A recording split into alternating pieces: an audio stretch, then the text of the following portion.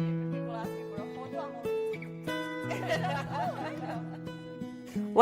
Welcome to Books and Bush Tea, where the tea is hot and the books are good. Today we're going to spend some time with Brigita Nemet talking about astrology and about dreams and how you can grow in your reading in these areas. And we're welcoming Miss Brigita Nemet to join us today. Do I say that last name right? Because I never say your last name. How do you say perfect. it? Nemet. It's perfect. Nemet. Yes. So Brigita and I have been friends for many, many years, and we have always exchanged books. And I'm super excited to talk about what you're going to talk about today. But first, let's get into your reading life. Tell us about what you started with. What's your favorite genre as a child? What's your earliest reading memory? I just want to say that I think that how you and me met is that I saw you by yourself watching the sunset and reading a book. So I came over. I mean, it sounds like me. And I was like being nosy, and as I was passing around, I kept like trying to see what you're reading, and that's I think you're right, and it would have been at the creperie. Yeah. Yeah. And that's how we actually had the first real contact. Yeah, I'm that weirdo that takes a book to the bar. I'll take a book to a bar and ask for a cup of tea. Tell me that isn't weird. The hotels always think that I'm nuts. But yeah, that makes sense. So we actually met over books. Yep. I didn't realize that. But it sounds like us. That's how I remember it. I mean, it sounds like us, don't get me wrong. But yeah, that's brilliant. You see, I'd seen you before. So in my mind, she's a celebrity in the, food and beverage world. So I knew who Brigita was. And so I in my head, I met her before. So but there was no real contact. That's real true. contact it's true. happened through it was over a book. Through a book.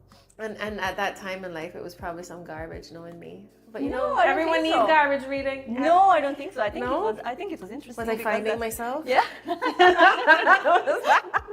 Probably seeking myself. But yeah, what did you start reading? What was the first memory that you can remember of reading? Well, I start reading, I think it was children's tales, right? Yeah. Hans Christian Andersen tales and stuff like that. And then some grown-up brought me an old moldy box from somebody's attic, and there were loads of old toys and hardcover books of Tarzan. Oh, I love that. That's one of my favorite books. At that point, I've never seen a Tarzan film or a comic or cartoons, anything. So that was for the first time I was introduced to this story, and for me that was amazing. And that was a story of a couple that ended up shipwrecked on the coast of Africa, and they tried to survive their circumstances, their homes, and this baby he was born there. Yeah, he was born there, and it was a story of survival in the jungle, and I was totally disassociating from the world through this book. Why? And what was going on in your world at the time? I think that lots of people and kids, they have like a bit of toxic surrounding, and then you immerse yourself in this world. Yeah. And I think I developed a healthy addiction because it was an addiction to books. Because and I say that I'm pressing just because I know that you grew up in a war-torn area of the world, so there would have been a lot of stuff going on in your world at the time. So it makes perfect sense. But Tarzan, I didn't know. Listen, Tarzan was one of my favorites, and it was a big book. It was about that thick, right? And what language are you reading in? Because this is another thing about you. I read it in my language, in Serbian. Yeah. And the first was the one that was amazing. That was the best one. I wasn't so keen on the second and third. I think there's a third. But I really loved it. Up to four, they were good. The first one was amazing. The second, but after the fourth one, they were not. It was not so good. Yeah. It's almost like they found a good thing and then they just decided to milk it until people stopped buying it. But I loved that first book. It was one of the best, and it was a classic, right? It was considered to be a classic at the time. So okay, cool. So you got into it through the old books, right? Yeah. And then what happened? There were always, for some reason, stories about surviving, overcoming, Robinson Crusoe. Count Monte Cristo, these kind of stories, That is my favorite story of all time. That if I could choose one book, it's that one. And I've read it in 2 languages. So Count Monte Cristo. That sort of, that was my childhood, all about overcoming. this kind of the hero's journey and overcoming and perceiving on the end. So So funny because every time we talk, I realize why we're friends more and more. Like there's a reason, and we talk frequently enough for that to be a lot of things, right? So childhood reading was something that was like an escape. It sounds like. Yeah, it was this disassociation in a way, and but it was beautiful because this world created just a world in which you can always, come out as a winner on the end. And it's so funny because I use the word disassociation as a negative thing, but I think this is one of those things where if this is the addiction your child has, you want them to have it. Like you're gonna. But there are so many addictions. Make sure that the flashlights have batteries. Work can be addiction. Yoga can be addiction. True. Everything can be addiction. Reading can be an addiction. Yeah. So there are good addictions. There are some that are good for you and some are not good for you. So I guess you get to choose, right? Yeah. But you're also a writer. I wouldn't say so, but I think. But you write. I'm expressing like you myself. Write. Yeah, you express it. So you journal. You write. Yeah. And when was the earliest that you think you did that you can remember? Writing. I was creating stories about like some heroes that were like from my world, so they were often female, and they were like sort of like I don't know, like after I read Tarzan, there was a story about a girl that ends up surviving in a jungle, and I think like because of Tarzan, I'm ending up being in these surroundings that are so tropical and lush and palm trees and look at you creating your world, right? Yeah. But because I remember, I recently found one of my earliest journals, because I've been writing since I was a little kid, but I didn't realize how early it was.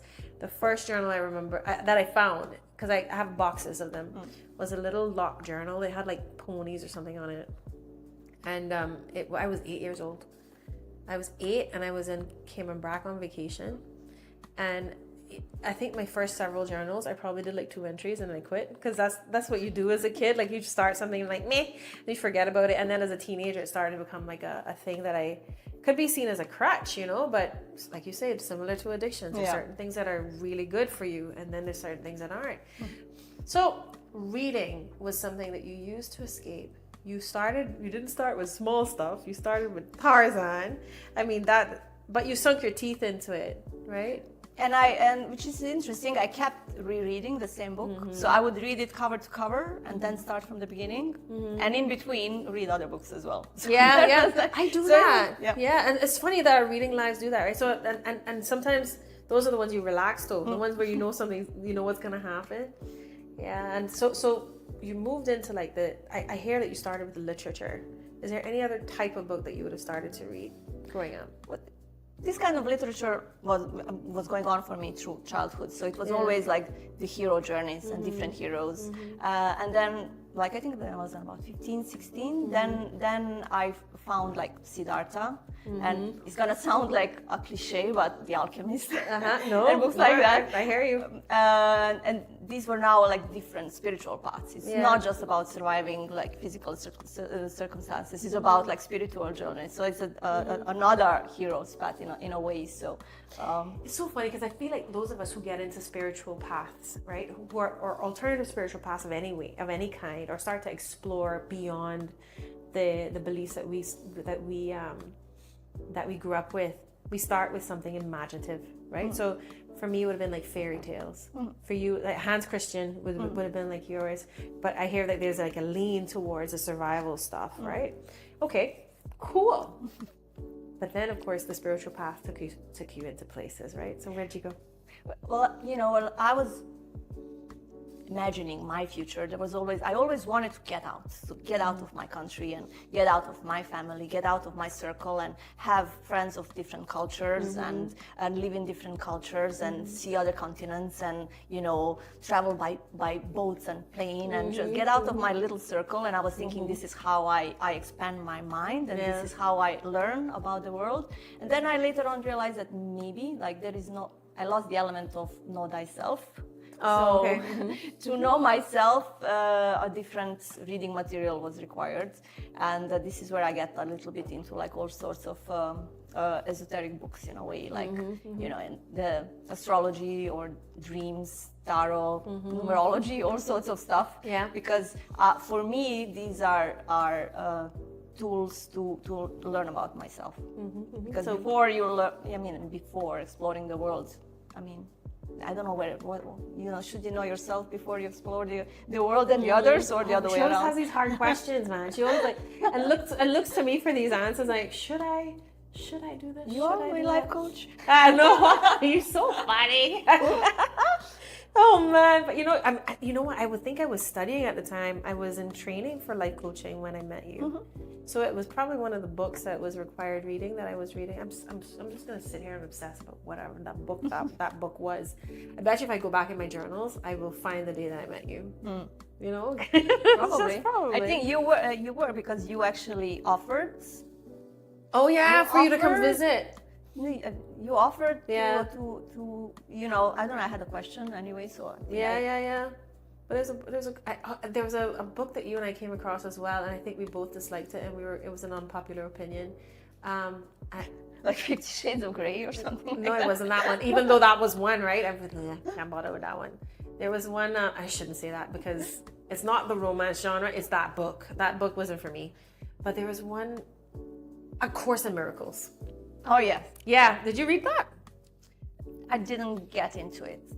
Yeah. I read it. I started reading it, but I just didn't do it. I couldn't do it, Brigita.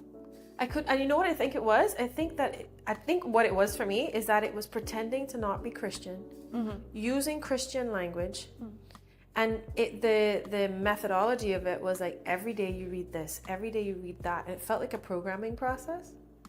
So I resisted. And it's probably golden, and I know that it's changed people's lives, but I just resisted the hell out of that book. I couldn't do it. A Course in Miracles. But you know what? There are people out there who think that this is like, the one book that changes your life. That is their one book. What is yours? I'm gonna have a hard time thinking about this for myself. So as you ponder, like, what book changed your life? Because I have a path of books.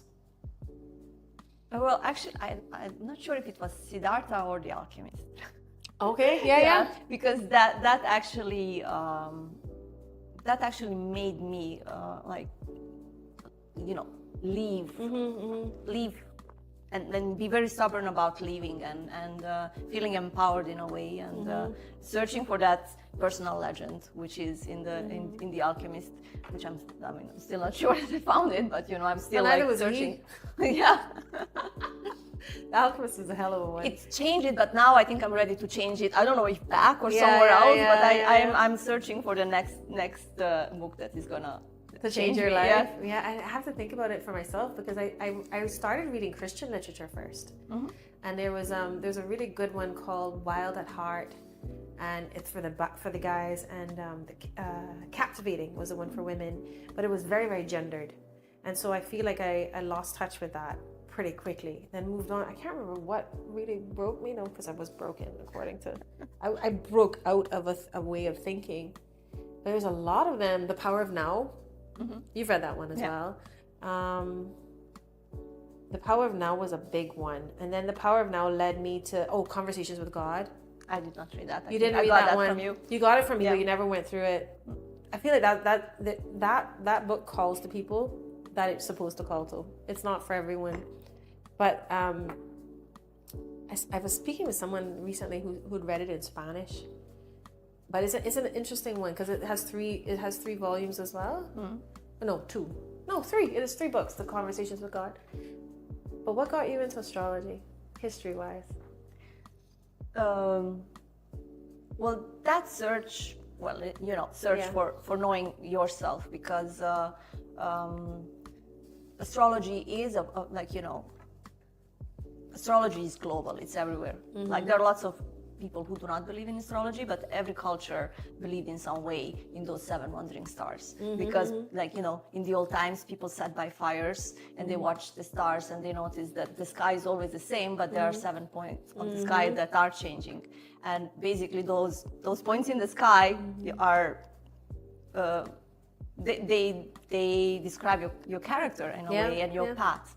And I got into researching my charts and understanding through the positions of the stars myself better, and also analyzing the aspects, because astrology can be used also like a weather forecast. The same way you you just prepare, you know, like the Mercury is bad, you don't do a podcast. If you know, if Venus is bad, I didn't check. I hope you checked. If Venus is bad, you don't go on a date. So it is like a weather forecast. If Mars is bad. You don't travel. Yeah, Mars is bad. So it's almost, and then there are also astrological correspondences in nature, which is how we can use everything. Like the days have astrological correspondences, right? So Monday is Moon Day, Tuesday is Mars Day, Wednesday is Mercury Day, Thursday is Jupiter Day. So this is perfect. Friday is Venus Day. So you can always incorporate astrology into your everyday life. Yeah. There are astrological correspondences in foods. So certain things are very Moon, some things are very Venus, some things that are spicy and thorny are very Mars. Like there is astrology everywhere, and that gives it another dimension. It almost sounds like the way that they, you know, the Bhagavad Gita talks about the Sattva, Tamas, and Rajas, right? The three, because you also looked at some of the stuff, right? Too, right? That's in Ayurveda. Yeah, Ayurveda. You looked at as well. So Brigita and I have been like seekers for the entire time that we've known each other, and I think we've read so many cultures, and maybe we need someone to talk about it. So I would come to her restaurant and sit down and just like want all of her guests to leave so that we could talk. But that's actually how I met a lot of friends, you know, a lot of people that were on a similar path, because you created, like what we've created in this podcast is something that you created in a restaurant, you know, like a place where we talked about things, and like it was a meeting place for people who were trying to keep culture alive or seeking something spiritual and so on. So it's very much missed, but here we are, and here we are creating something different, right? So I love the talk of the way that you have broadened the view of astrology, because it's almost as though the star touches everyone. It does. And everything. The stars fall, the light of the star falls on everything. Yeah. And it actually reminds me of a book. I'm trying to remember the name of it. My brother will remind me, and I'll put it in like the notes or something. But there's a book by, her name was Synovia. Oh my gosh. I shared it with you. And it's a book about astrology, or no, just, it was oh gosh. I'll if I remember it, I'll bring it up, and you and I can talk about it. But the way that she described it, she was one of the followers of the lady, the witch lady that used to do like bend spoons and stuff with her mind. What was her name again in the 1930s? She was friends with Blavatsky. Helena Blavatsky. She actually was a follower of Blavatsky. She wrote this book. And in the book, at the very beginning, she describes astrology as a fight between dark and light. Right, so the light is always fighting. Well, the darkness is always fighting against the light. The light is the natural state. The darkness is constantly fighting against the light, and so there are these pinpoints of light all throughout the universe, and where the light falls on you at the time of your birth determines your path. Yeah, and so I had never heard of it quite like that before. Does that line up with your belief? I mean, there is traditional astrology and modern astrology. So depends, like, and in astrology there are so many types of astrology, and like in like Chinese astrology, Vedic astrology, and even in modern astrology there are different ways, and astrology is very mathematical as well. So I think that astrology should be like, human consciousness is evolving tremendously. So I used to be a believer in traditional astrology. Now I'm a believer in modern astrology more and more. And there is also a thing which is called astrological psychology, which is seems very interesting. I didn't get into it yet, but this is one of the things that I would like to read about and to research. But I do believe in challenges, and if you are aware of the challenges, you should prepare. And if you know that the energy is good for you, and that you should take advantage of it and do stuff. Yeah. So I'm very simple in that way. Like maybe it's not philosophical enough. I don't know. No, that sounds pretty philosophical to me, because I mean philosophy is like a thought about how the world works, right? Yeah. So at least that's the way I describe it. But it's also very practical, and I think that's something that you also lean toward. You like to look for the practical pieces, right? Definitely. I wanna do. Let's make an astrological cookbook. Oh. Oh. I like it. I mean, it's the perfect combination. Yeah. Because you can incorporate astrology into cooking, like, so if you eat moon related items on a Monday, you spicy. See what the alignment is. Taco Tuesday is perfect for Tuesday. No, seriously. So that is pretty interesting. I'd never really thought of that. Yep. You see, the connection between astrology and food has never. I've seen it. I've seen food everywhere. I'm like, you're seeing it everywhere. I'm Moon in Taurus. See food. Oh, you would? Yeah. There you go. There you go. Where is my moon? My moon is in. By the way, you're gonna have to explain all what that even means. So we're gonna do like a beginner's description of astrology. I had to do this recently, and it was so much fun because I realized that I actually have like a language around imagery. Like, I have a visual image of how astrology works. To me, it's like a clock, and we're at the center of it, and it's going like this, and that's how it's going. So when you do a reading, you get. And maybe that's what we should talk about, birth charts. Let's talk about how birth charts are done, because that's really the crux of it, right?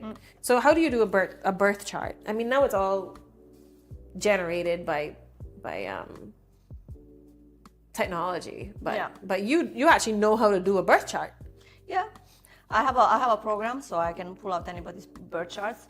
And it's very simple, but you are defined by the 7 planets basically. So there are the 7 houses and 12 houses and the 7 planets, and where are the 7 planets positioned. I'm mostly relying on the 7 planets because the traditional astrology is only relying on the 7 planets, which is the sun, the moon, the sun, the moon, Mercury, Mars, Venus, Jupiter, and Saturn. Right? The other planets were discovered later with the telescope, and that these planets were added later. Was like Uranus, Pluto? Yes. Okay. And they were described. Those planets in astrology are given attributes of the times when they were discovered. So I did not know this. This is good stuff. So that's modern astrology. Traditional astrology is based only on the planets that are visible with an eye in the sky. So where your Venus are and in which house your Venus is, that determines. All right. So let's take a pause right there. So what is a house? How do we determine what our houses are? Because I think that's the visual, right? Yeah. So using my visual, this is our planet. This is Earth. Where are the houses? So the houses are divided into 12 houses, basically. It's like 12 points on a clock, right? And it goes all the way around. All the way around, right? So it's 12. And there are phases, right? Different degrees. Different styles. So each school of astrology also can have a different style. Oh, don't break my brain now. Let's just but that's what I'm saying. Let's just do it simple. Because let's do a simple introduction to astrology. Because it's almost like an avocado, right? If an avocado was round, you have our planet. Yeah. Then we have all of the houses that the way that it's described. But then there's also like the horizon, right? Yeah. So the horizon are the lines across the first house and the 12th house. Yeah. And the 6th house and the 5th? 6th and 7th, I think. So it's across the horizon. So there's 6 up top and 6 on bottom, right? It's gonna be boring if we're gonna go there. No, but what do you mean? It's the introduction. It's a big introduction. I would say, like, for somebody who wants to know something basic, it's very important to know in which house your each one of your planets is. Yes, exactly. So like, you got each one has a different meaning, right? Yes. So for example, if your Venus is in the 1st house or in the 3rd house or the 7th or the 8th, it makes a big difference. Or if your moon is, because each planet is in charge of a certain area of your life and a certain area of your personality. So for example, Mercury in the 6th house or Mercury in the 10th house is very different. Mercury is in charge of your mind, of your the way how you communicate. So if it's in a 6th house, you don't do much with it, like I. That's my case. But if your Mercury is in your 9th house, you might up using it for education, for example. If your Mercury is in the 10th, it can be very good for politics, or 11th, for example. Wow. Okay, so if it's in the 2nd house, so what you're pretty much saying is that each planet guides a part of your life. Yeah. So let's start there. Mercury is the what? Communication, travel, travel. how the mind works. Yeah. Jupiter is the spiritual one. It's also for far travel, for going far. Mars is for passions. It's for sports. It's for Earth. It's like it's tactile. It's, Each one of them has an element. Sexuality, fighting. Yeah. So that's moon is for emotion. Internal life. Yeah. Internal life. I feel like that's how you see yourself, and it's your internal life. What's the sun? sun? Sun is your vital force. How you are, like your vital force. Your vital force out in the world. Yeah. Though. It's expressive. So it's almost like the moon and the sun are two sides of the same coin. And then Saturn are your challenges. Your challenges. It's not. It's I always forget Saturn and Jupiter. I never remember what they're about. Venus is basic love, connected.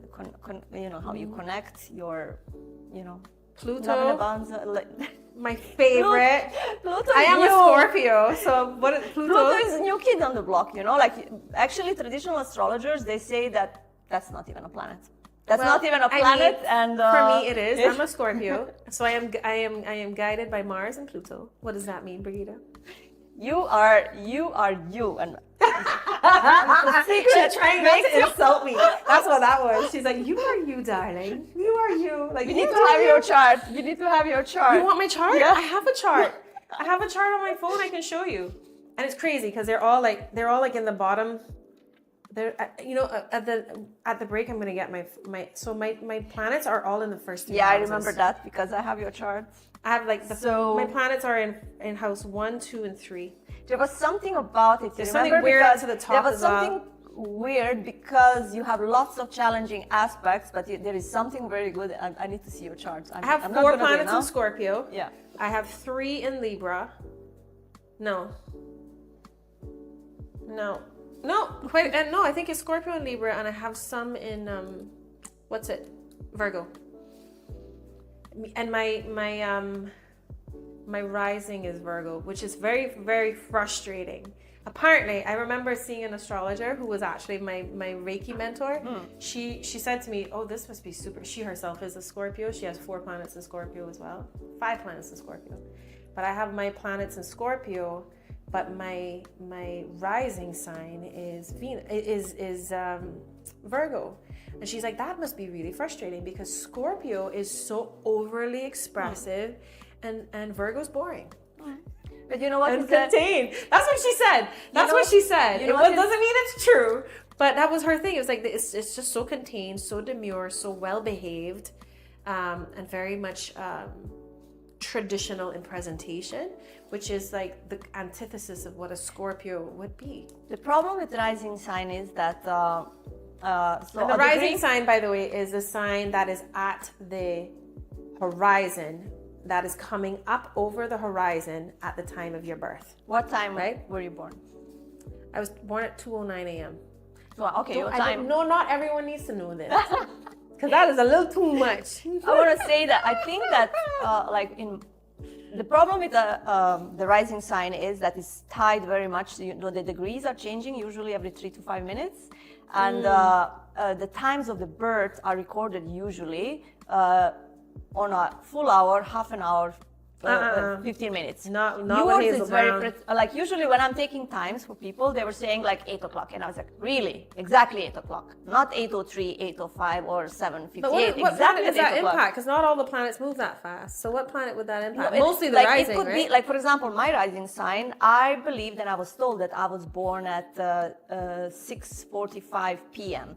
So my rising sign was supposed to be 0.1 of Capricorn, and then I found my birth certificate and I find out that my rising sign is 6:40 actually, and that means that I'm Sagittarius, the last degree of Sagittarius. So I could have been. So I'm either a newly born Capricorn or I'm a dying Sagittarius. So it completely changes.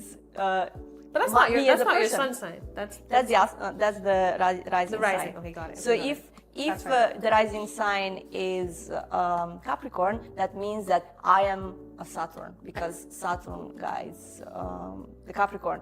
If I am a dying Sagittarius, then I am a Jupiter, like as a person. Because also your rising sign defines your physicality and who are you as a person. So let's talk about what the houses stand for.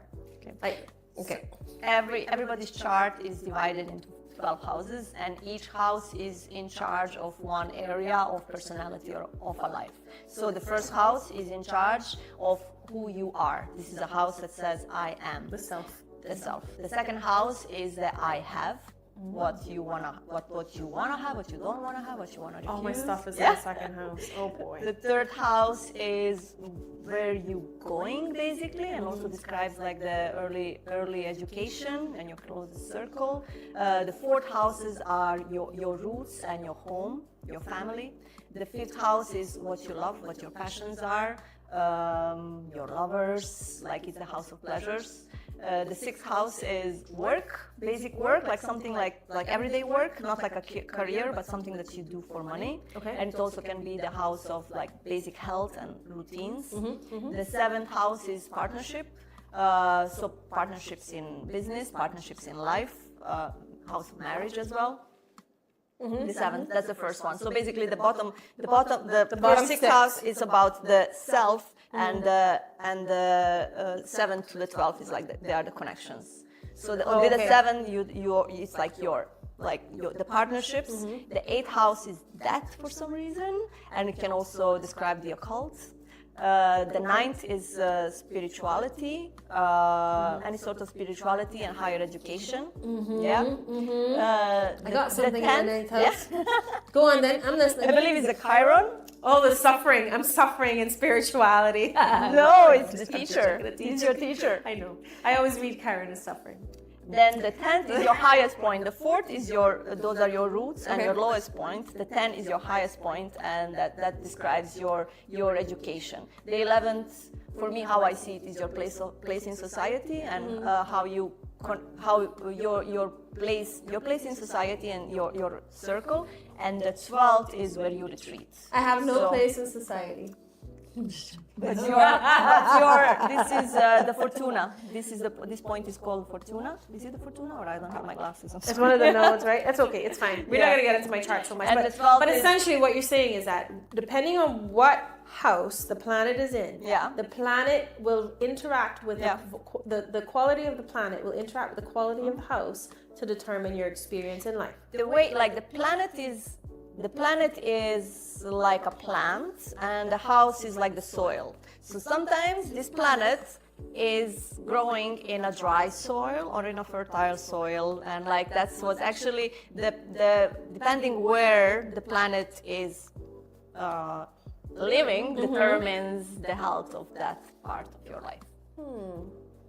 Okay, I like that. But that's just like, so if it's not in the right place, then you need to water it. Water it. So you can always, okay, got it. Yeah. You can nurture. So that's what I love. Right? So there's agency. That's what I love about like tarot. That's what I love about readings and astrology, is that there's always agency. This is not a determination of how life will go for you. This is just to give you your baseline of what you can expect and what you can expect to have to overcome. Therefore, you arm yourself and you create agency, right? Yeah, it's the same way like medicine in old times was considered heresy. You were supposed to overcome stuff that was given to you, right? These are also circumstances that you can overcome. I never thought of it that way. Oh, Brigita, you're such a poet. I love this for you. But I'd love for you to also kind of tell me like why I shouldn't share my birth chart with anyone, just out into the public, because I feel like there's something to that, and I have an answer in my head, but I want to hear what you had to say. I think that you never know, it's like what you want to do in your life and like where you want to go, and it's better just to keep it for yourself, the same way how, I thought what you were going to say was that people can use it to obi on you. I didn't want to say it. Oh, you didn't want to say it? Oh, that's I possible. Okay, fair enough. Yeah, I mean, we're just talking about the concepts here, Yeah.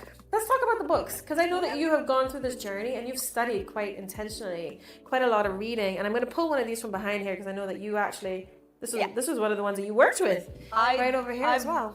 I've studied as a hobby. So which books are you taking? This one, remember? Oh, yes. This was one of your favorites. This book on astrology, it's great because I was first skeptical, but then when I open it, it gives you so much, and it's all done in like bullet points. So it's really easy to read. And I mean, I think that I can carry myself a little bit, and I go into astrology and it's not interesting to people. Yeah. I think this can actually like Capture it in and keep it really interesting, and it's a really useful book. And I'll show you a little bit, right? Because it's gorgeous as well. It's one of those DK books, Astrology, Using the Wisdom of the Stars in Your Everyday Life.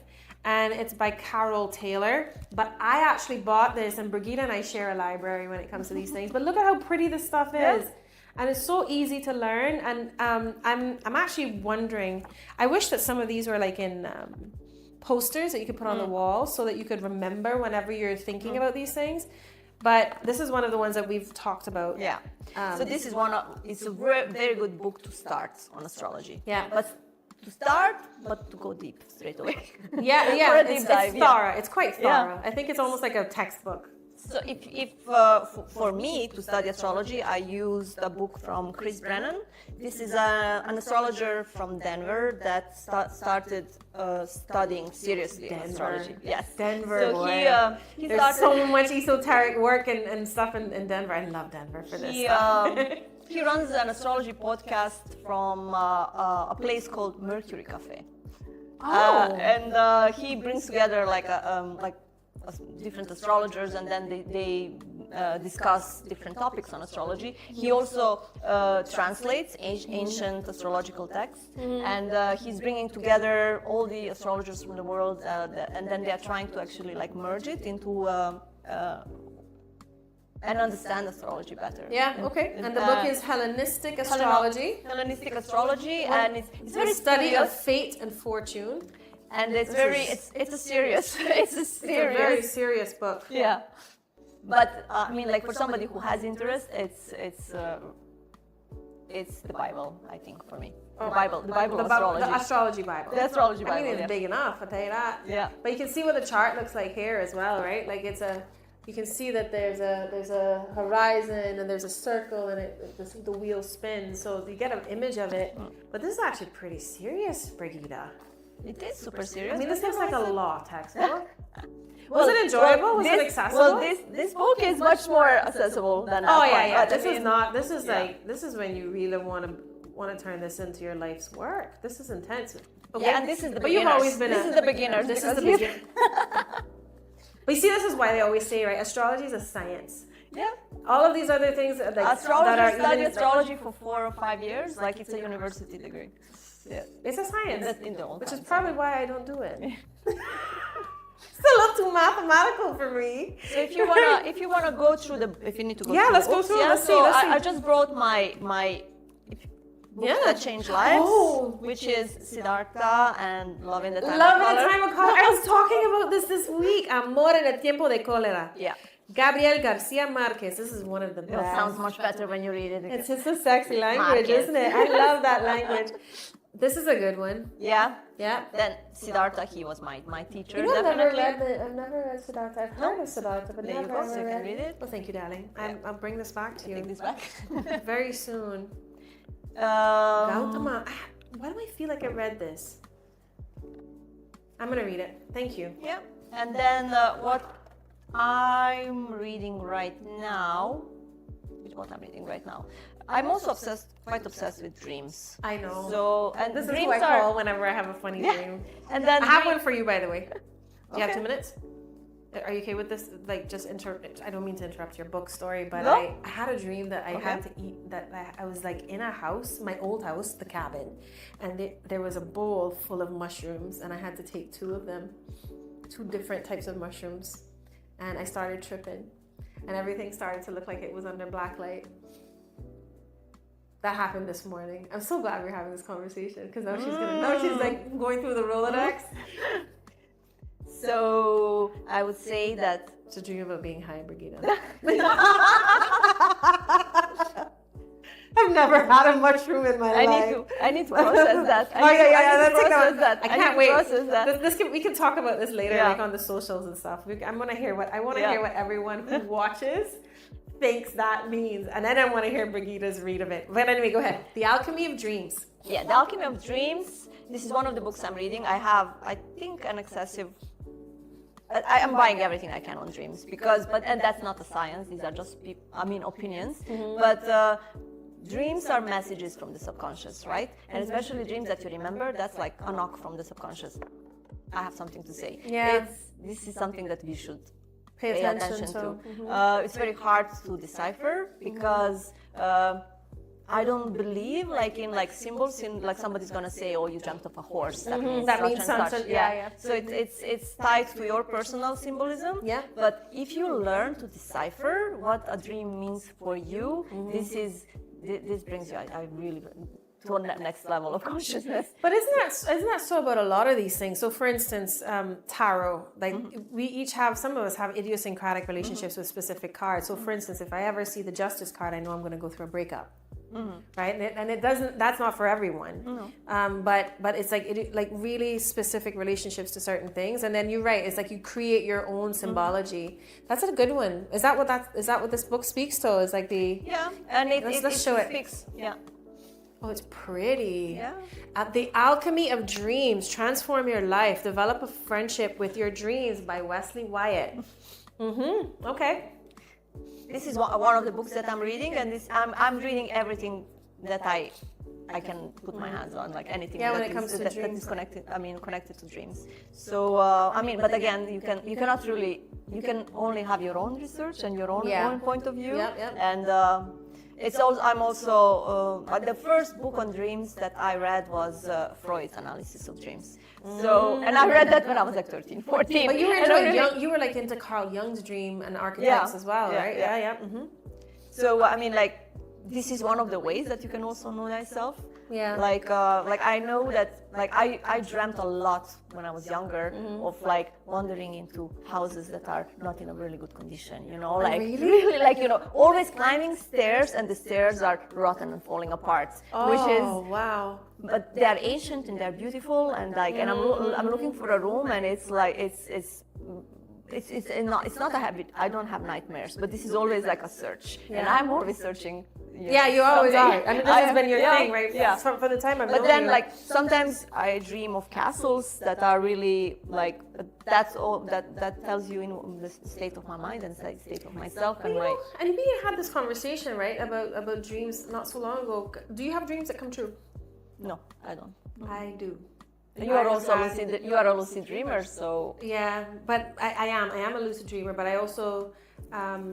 I don't really travel, but I do have lucid dreams. But I have had dreams that do come true. And I've also had dreams of parallel experiences with my brother. Like, it's a weird thing. Like, I remember I had a dream, and he has dreams of me. So I had a dream years ago when I was like 16. I was traveling. I was on a school trip or something. And I dreamed that I had rollerbladed. And I've never rollerbladed in my life. I have 2 left feet, right? I woke up the following morning. My brother had been rollerblading the night before. And then I actually went snorkeling one Easter, and I snorkeled over a shark, right?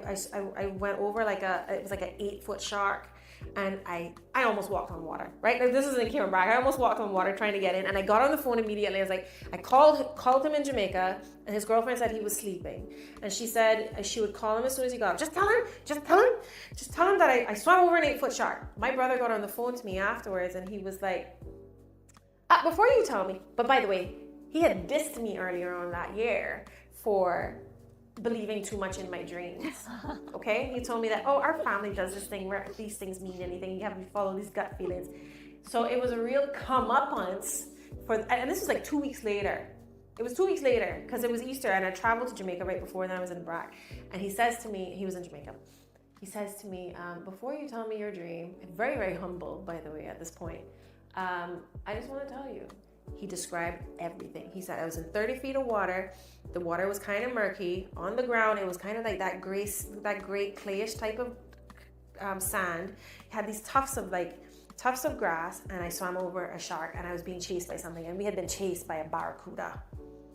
that during the experience. So we have this connection with dreams, and I've also seen things in my dreams that then happen later, and it's actually things that I learned very early to say it out loud, because if not, you will dismiss it as deja vu. Right? So it's a funny thing, but okay, so we just went on a real segue. The Alchemy of Dreams. What's the next one? Because that one looks. This is one of your life-changing books. This is one that I hope is gonna change. Change my life. It's about this is Viktor Frankl.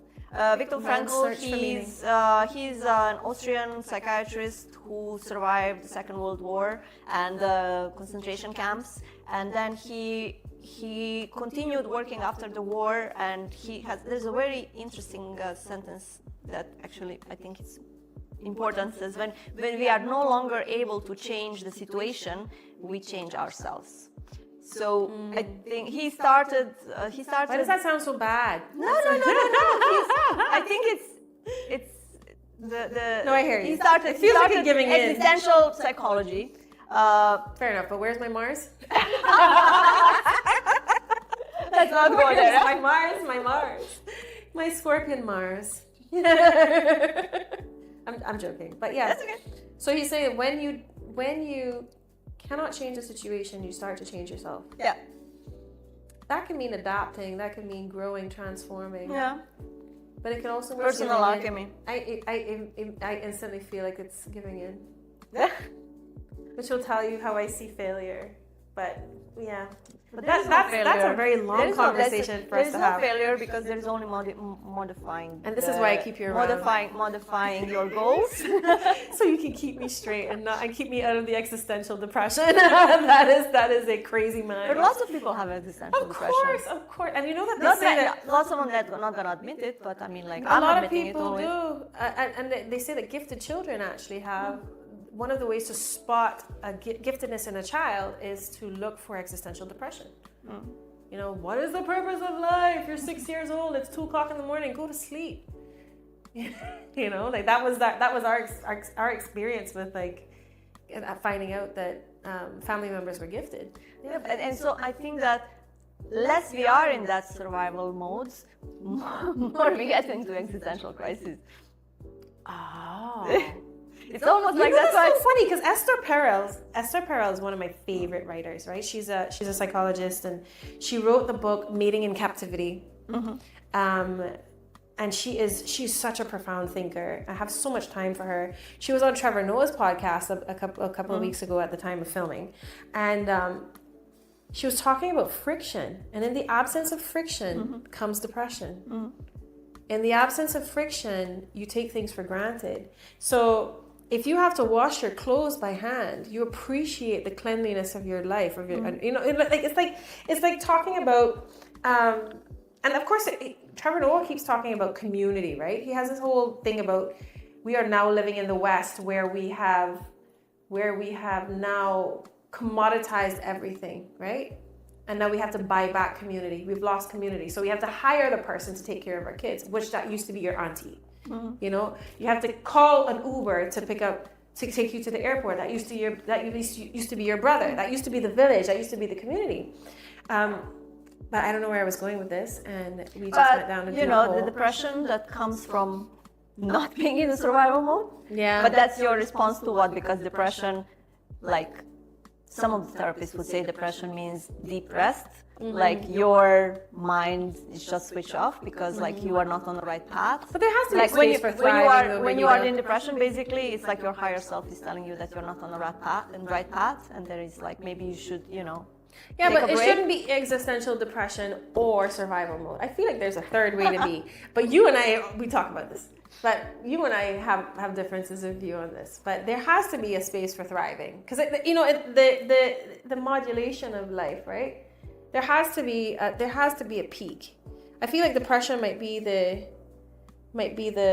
depression might be the valley, and then the other thing, what's it? Survival is somewhere in between, right? Whereas a peak does exist.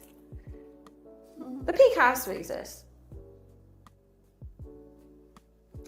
But it depends what's like. I mean, how high does it go? Yeah, fair enough. Depends what you see as a point of being. You know, what is the point of being? And what is the peak? That determines the peak. Well, it's funny that you say that, because I read an article years ago, and this is when I realized that actually I might have been a gifted child. Don't get me wrong. There was a whole like IQ's testing that was done in Cayman at the time, which suggested that we would be gifted children. But now giftedness has been expanded, right?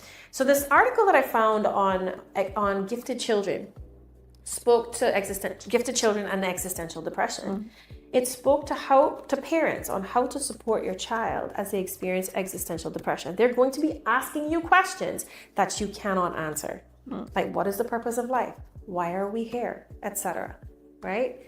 And the answer, the instruction that was given to the parents of children that were experiencing existential depression was physical touch, lots of activity, give them pets.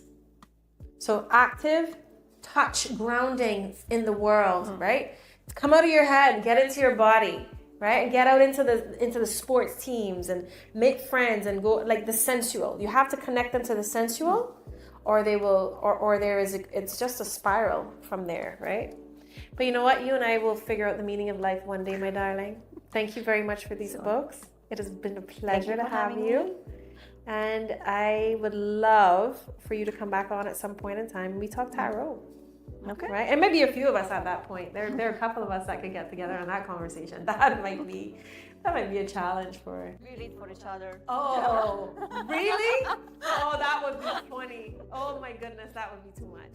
There's a really good book I would like to actually recommend for us to talk about. And I'll share it kind of more widely as well. And it's on tarot. And it's called, I think it's called Kabbalistic Tarot. It's tarot and the Kabbalah. And there is a theory, because no one knows where tarot came from. You know, that no one knows the origin of tarot, but the earliest mention of tarot or any form of card used for divination or anything like that was a gift given to the pharaohs by the Hebrew people. Mm-hmm. So they took that mention and that understanding and created this theory that actually tarot is Jewish. It could be, and we don't know. It could be. But that'll be a fun one to talk about and to kind of pick apart, because I know you know far more about tarot than I do. I'm not sure. Yeah, I think you read more about it. I just read it. I don't. But thank you very much for being with us on Books and Bush Tea. I'm so grateful for you. I'm glad that you're here and that you're sharing your wisdom in all sorts of different ways. Thank you for having me. And we'll see you next time.